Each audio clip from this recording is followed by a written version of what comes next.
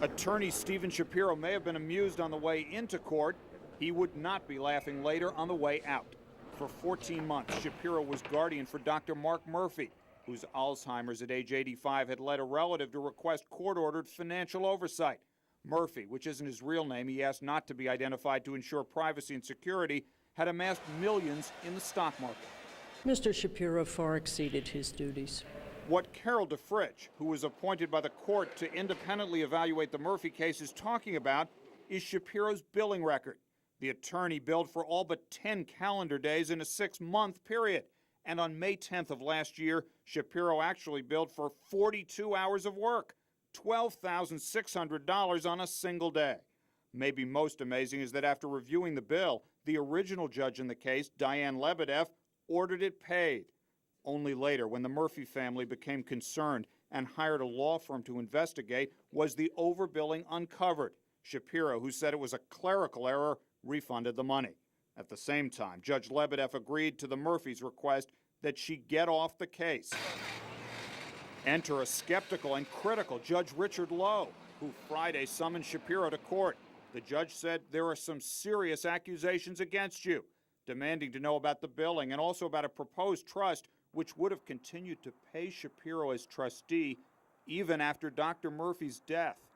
Evaluator DeFritsch says Shapiro was trying to play both sides, setting up a Murphy family trust. And he's creating, basically, a trust fund for himself.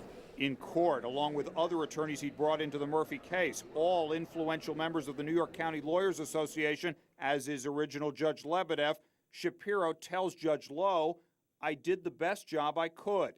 Judge Lowe fires back, "That is in question. Every time you give an explanation, you raise more questions."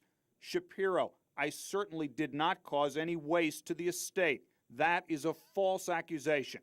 Later, Judge Lowe demands, "You think that $492,000 is appropriate for several months' work by yourself and counsel you hired?" Shapiro replies, "Actually, yes, I do, Your Honor."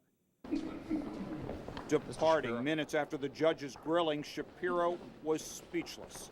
You get a word, Mr. Shapiro? Later, a statement released by a lawyer retained by Shapiro after the hearing was faxed to News Channel 4. It says, "When all the proof is in, rather than merely the accusatory and hysterical hearsay and arm-waving of the few, the evidence will show that Mr. Shapiro is a caring, loving attorney whose focus has always been on the personal and property management needs of his ward."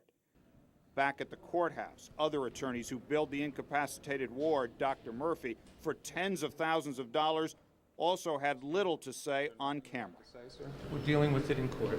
Can you explain, sir, why all of the attorneys are racing out down the back stairs? Does your attorney want to discuss that?